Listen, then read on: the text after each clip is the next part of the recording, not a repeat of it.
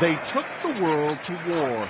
Now they see their re-election for a second term not only as an endorsement of the occupation of Iraq, but also of their personal vision of the future. A 21st century dominated by the U.S. I wish I could tell you it was about oil. I wish I could tell you it was about Israel. No, this is about an idea. It is the very heart of American foreign policy.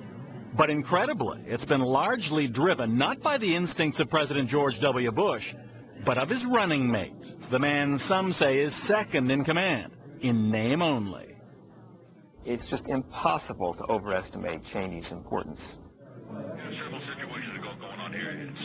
Dick Cheney's world is a place where he controls the inner sanctum, doing and saying what he wants. About American power. The government of the United States will not look the other way as threats accumulate against us.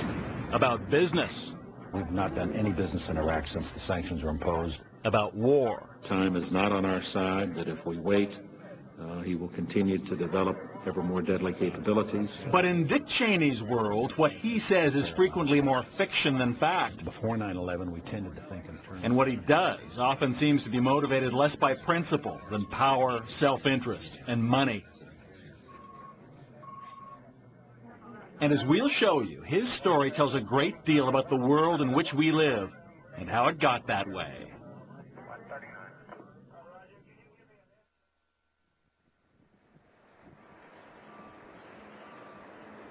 Dick Cheney started out in Casper, Wyoming, an oil industry outpost where he grew up to be a high school football star.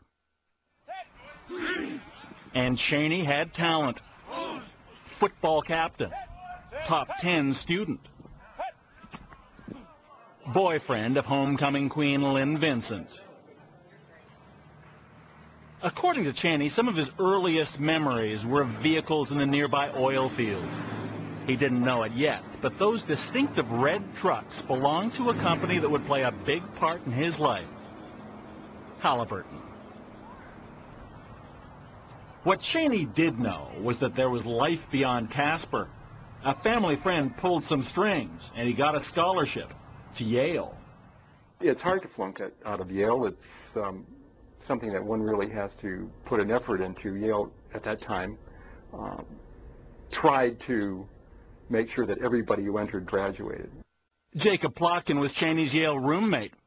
He recalls a homesick young man who preferred typing letters to his girlfriend to attending class. Where others might spend some time on a weekend studying, Dick was either talking, drinking, playing cards with his football buddies. In the end, Cheney flunked out of Yale twice. George W. Bush, who squeaked through Yale himself with a C average, went out of his way to rub it in. So now we know. If you graduate from Yale, you become president. If you drop out, you get to be vice president. Back in Wyoming, there were other things on Cheney's mind. He took a job with the local power company. He got arrested for drunk driving. Even worse, he had lost his student draft deferment, just as the U.S. was becoming embroiled in Vietnam. The man who would eventually send Americans off to war wasn't enthusiastic about going to war himself. In 1963, with thousands of GIs already in Southeast Asia, Cheney went back to college and got another student deferment. In 1964, when Congress approved unlimited force in Vietnam, that student deferment was renewed, and he wed his high school sweetheart, Lynn. In 1965, when President Lyndon Johnson doubled the number of draftees, Cheney graduated. He should have been prime draft bait, but he wasn't, because he was now a married man. When the U.S. announced it would start drafting married men without children, call it good luck or good timing, but 9 months and 2 days later, the Cheney's first child was born. Cheney was rewarded with a fifth and final exemption from military service. At last, on his 26th birthday, he could relax. He was officially too old to be drafted. Now, instead of avoiding the U.S. government, he set out to join it. When Dick Cheney first arrived here in Washington from Wyoming, he went to work for a Republican congressman. Ironically, the first project for the man who'd engineered a series of draft deferments to keep himself out of Vietnam was writing a law to punish colleges for allowing anti-war protests. And Dick Cheney's career had only just begun. They were heady days for Republicans when Richard Nixon took back the presidency after 8 years of Democratic rule, and Cheney was determined to take advantage. He met with one of the young Turks of the new administration, Donald Rumsfeld, and he talked his way into a job. Eventually, the two of them would move to the White House together, Rumsfeld as Gerald Ford's chief of staff, Cheney as his deputy. I found memos from Cheney about what salt shakers should be used at White House dinners, whether Betty Ford should have a headrest on the helicopter or not, who gets White House Christmas cards and who doesn't. Journalist James Mann has covered Dick Cheney's journey through the corridors of power for more than 30 years. Cheney is a guy who started at the bottom. He knows how the White House works right down at the grassroots level, and then he uses that to great effect. Cheney's quiet rise continued nonstop. Youngest White House chief of staff, congressman for a decade, then Secretary of Defense under the first President George Bush. And here's where the story of Dick Cheney really starts to get interesting.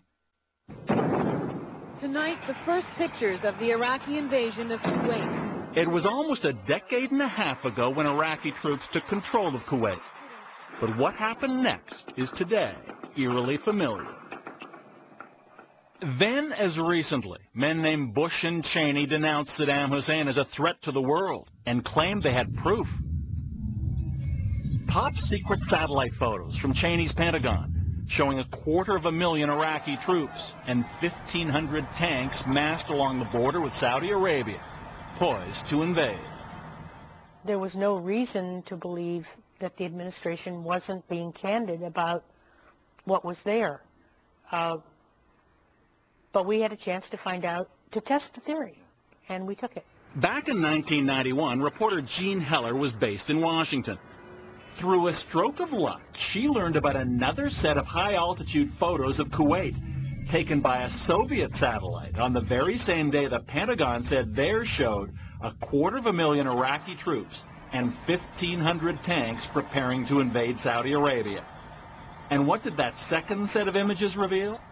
It's what it didn't show. It was more important. What you would have expected to have seen